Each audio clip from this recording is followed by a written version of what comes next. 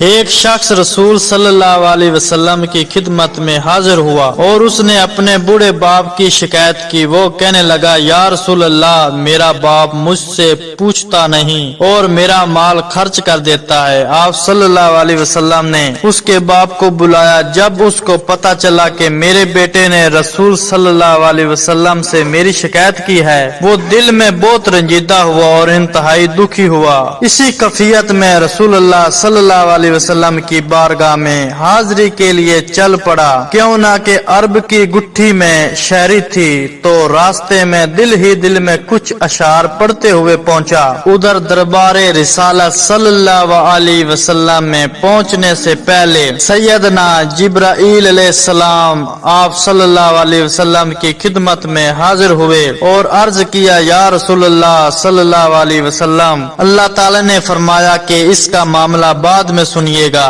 پہلے اس سے وہ اشعار سنیں جو یہ دل میں کہتے ہوئے آ رہا تھا۔ جب وہ حاضر ہوا تو آپ صلی اللہ علیہ وسلم نے فرمایا، تمہارا معاملہ بعد میں سنا جائے گا، پہلے وہ اشعار سناؤ جو تم دل میں کہتے ہوئے آ رہے تھے۔ وہ آخر صحابی رسول اللہ صلی اللہ علیہ وسلم تھا۔ یہ سن کر رونے لگا کہ جو اشعار ابھی میری زبان سے ادا بھی نہیں ہوئے، اپنے کانوں نے بھی نہیں سنے، آپ صلی اللہ علیہ وسلم کے رب نے وہ بھی سن لیے اور آپ صلی اللہ علیہ وسلم کو بھی بتا دیا۔ آپ صلی اللہ علیہ وسلم نے فرمایا، وہ کیا اشعار ہیں، ہمیں بھی سناؤ۔ اس صحابی نے اشعار پڑھنا شروع کیے جنہیں سن کر پتہ چلتا ہے کہ وہ کسی قدر جذباتی کیفیت اور دکھی دل کے ساتھ دل میں ادا کیے گئے۔ ان اشعار کا اردو ترجمہ یہ ہے، اے میرے بیٹے، جس دن تو پیدا ہوا ہماری محنت کے دن اسی وقت سے شروع ہو گئے تھے۔ تم روتے تھے تو ہم سو نہیں سکتے تھے،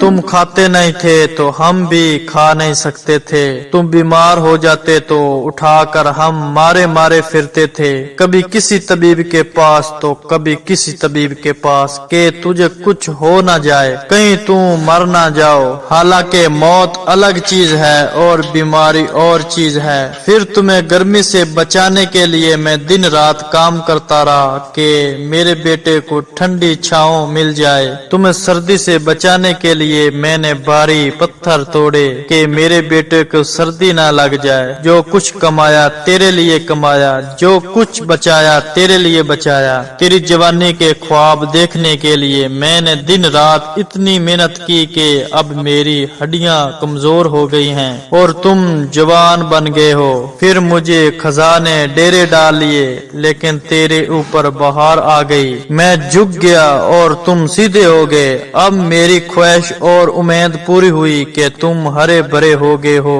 سوچا کہ اب زندگی کی آخری سانسیں تیری چھاؤں میں بیٹھ کر گزاروں گا، مگر یہ کیا ہوا کہ جوانی آتے ہی تیرے تیور بدل گئے، تیری آنکھیں ماتھے پر چڑھ گئی، تم اس لہجے میں بات کرتے ہو کہ میرا سینہ پھٹ جاتا ہے۔ اس انداز سے کوئی اپنے نوکر سے بھی بات نہیں کرتا۔ میں نے اپنی ساری امیدیں چھوڑ دی اور سمجھ گیا کہ میں تیرا باپ نہیں، نوکر ہوں۔ نوکر کو بھی کوئی ایک وقت کی روٹی دے دیتا ہے تو مجھے نوکر سمجھ کے ہی مجھے روٹی دے دیا کرو۔ یہ اشعار سناتے سناتے بوڑھے باپ کی نظر جب رسول اللہ صلی اللہ علیہ وسلم کے چہرے انور پہ پڑی تو دیکھا کہ آپ صلی اللہ علیہ وسلم اتنا روئے کہ آپ صلی اللہ علیہ وسلم کی داڑھی مبارک تار ہو گئی۔ آپ صلی اللہ علیہ وسلم جلال میں اٹھے، اس کے بیٹے کو سختی کے ساتھ فرمایا، تم اور تمہارا سب کچھ تیرے باپ کا ہے۔ قرآن مجید میں والدین کے آداب اور احترام کا حکم اللہ رب العالمین نے کچھ یوں دیا